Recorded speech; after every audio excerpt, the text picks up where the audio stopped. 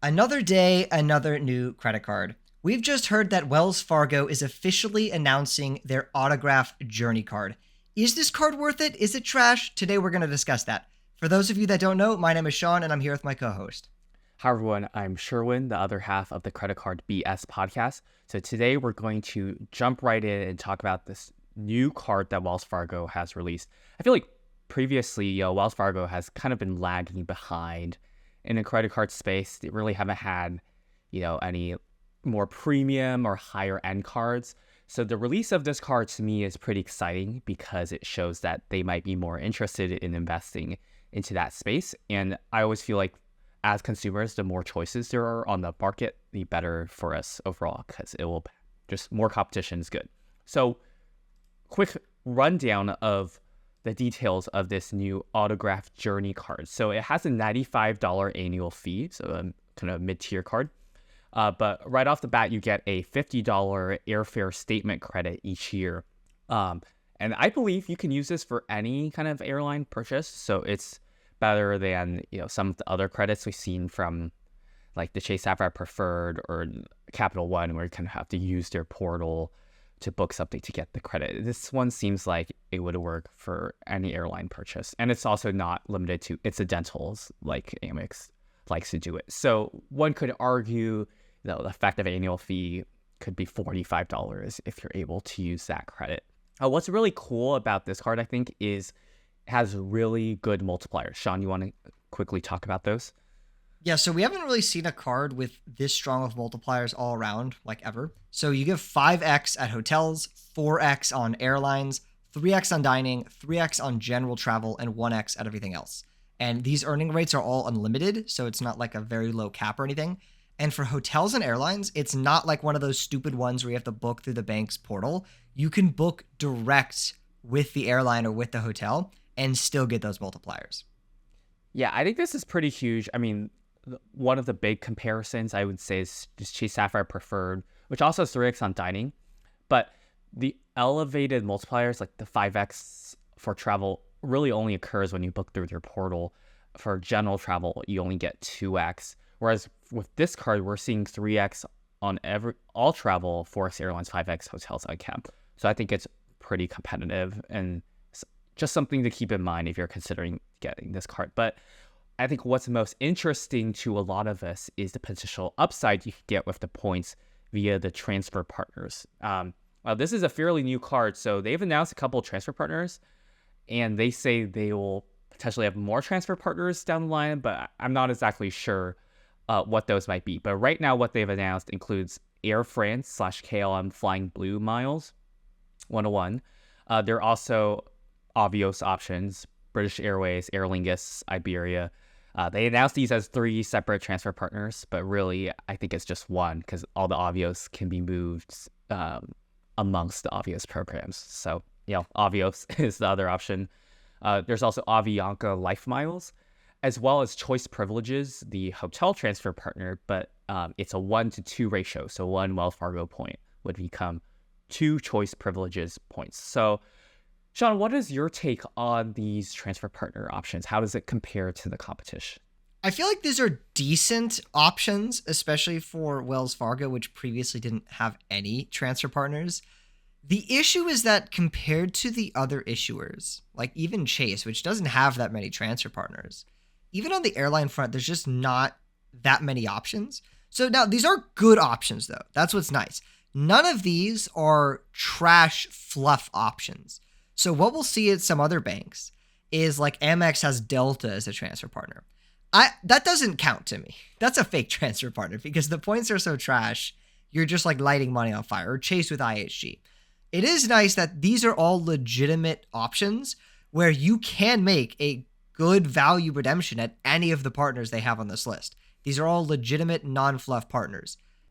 They're not, the one thing is like they're not super versatile compared to some other ones. Like Aeroplan would be nice as a transfer partner. Hyatt would be nice, right? Something that's like really versatile.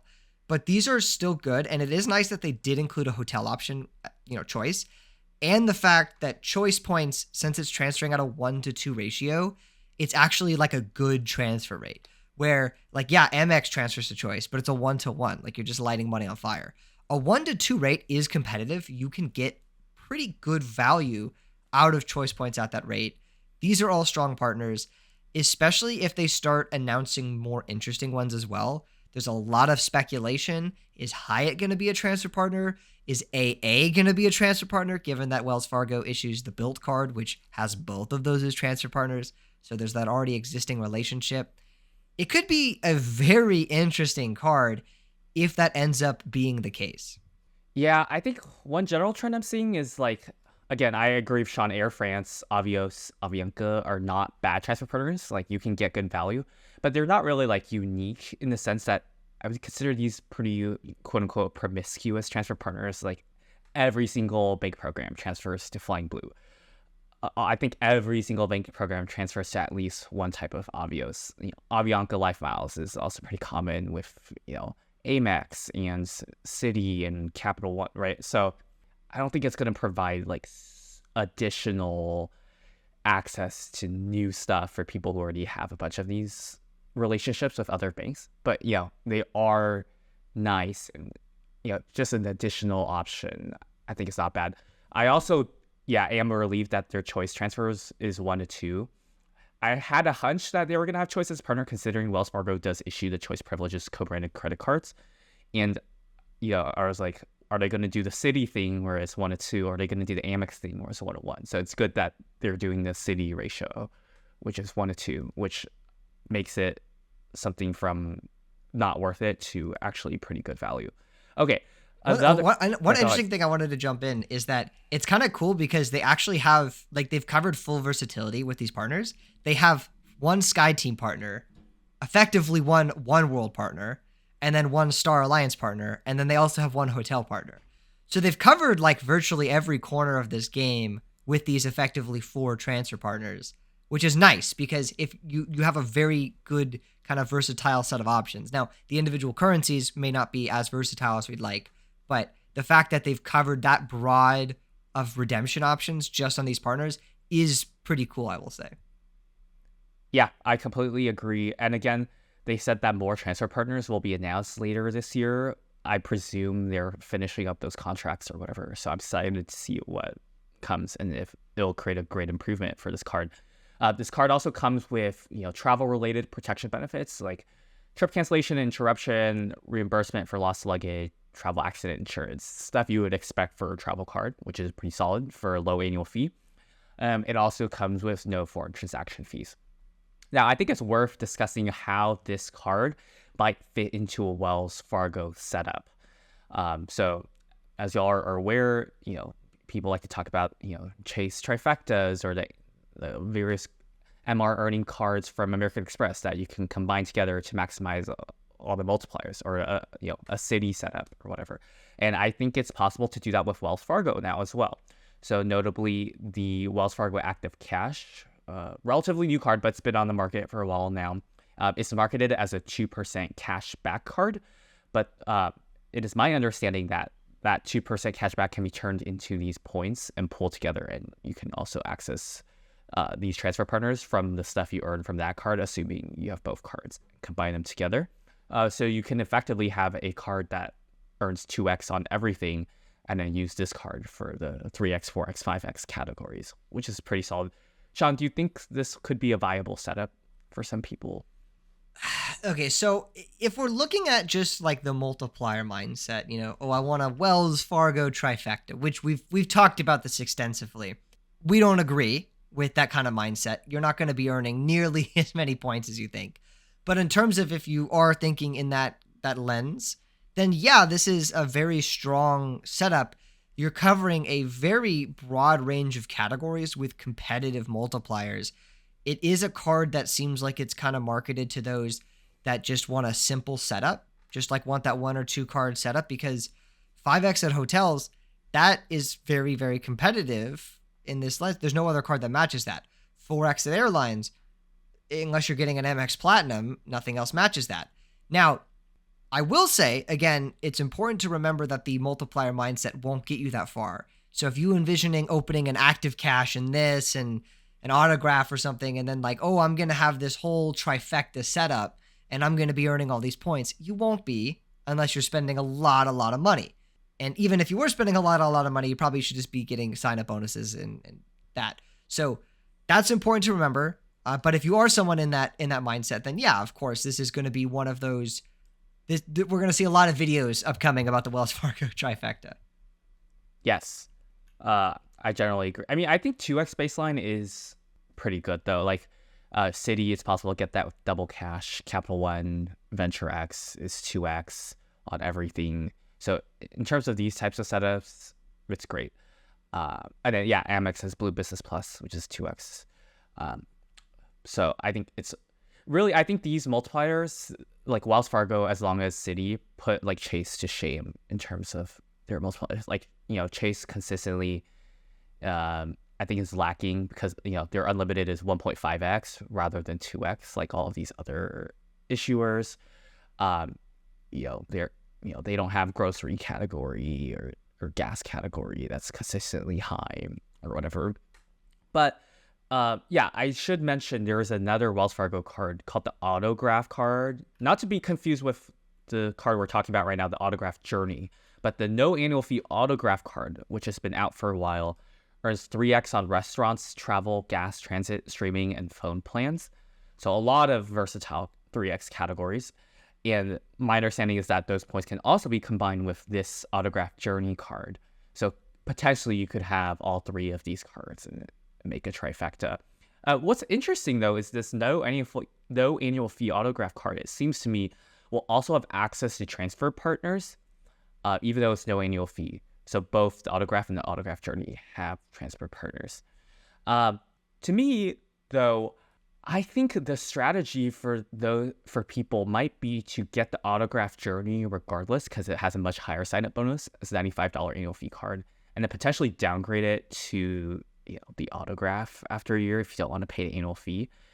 And you'd still have access to those transfer partners, unlike Chase, for example, where you have to have a Sapphire card to have transfer partners. Shaun, thoughts about this potential strategy? Yeah, I mean, I think like we've seen as a trend across the board, if there's a no annual fee version of a card and an annual fee version, you should almost always get the annual fee version, reach the bonus, and then decide later, because the bonus is going to make up more than what that difference of annual fee is. So yeah, get the bigger one first. You can decide later. I think, yeah, I mean, it's strong as a setup. I feel like the one thing to keep in mind for people that are more advanced in this game is it's not going to be as good of a card as you think. Like, for example, let's look at the 5x at hotels. That is strong, but if you have cards, all the hotel cards, it doesn't really beat that, right? Like 4x at Hyatt, 5x here, okay, it's a 1x difference. Maybe, okay, fine, 6x at Marriott on the Bonvoy cards, that does suck, I'll give you that. But the Hilton cards, you're getting 14x. The IHG cards, I forget, you're getting, 10X. I think it's like 10x or something, yeah. 10x. So you're getting somewhat close in the multipliers for that. You could give an edge to this depending on the hotel chain you're going to. Airlines, right? If you have a platinum, you'd rather just put airlines in the platinum. Dining, if you have a gold or a built card, you'd probably rather put it on one of those.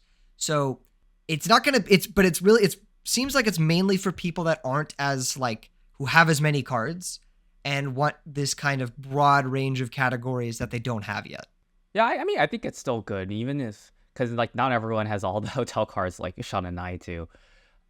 So being able to consistently get 5x transferable currency points, I think is still pretty solid. Though I will say the exception is Marriott. I still definitely put it on this card instead of the Marriott cards, because success You're Marriott right, yeah, is that worse. It's trash. Yeah. It's something they frankly need to update. Okay, so let's wrap up. What's our overall take on this, and how does it compare to other mid-tier cards like the Chase Sapphire Preferred and the Citi Premier? Shaun? I feel like this is definitely the strongest mid-tier card we've seen. The Citi Premier, I mean, there's same with the Sapphire Preferred, there's no credits.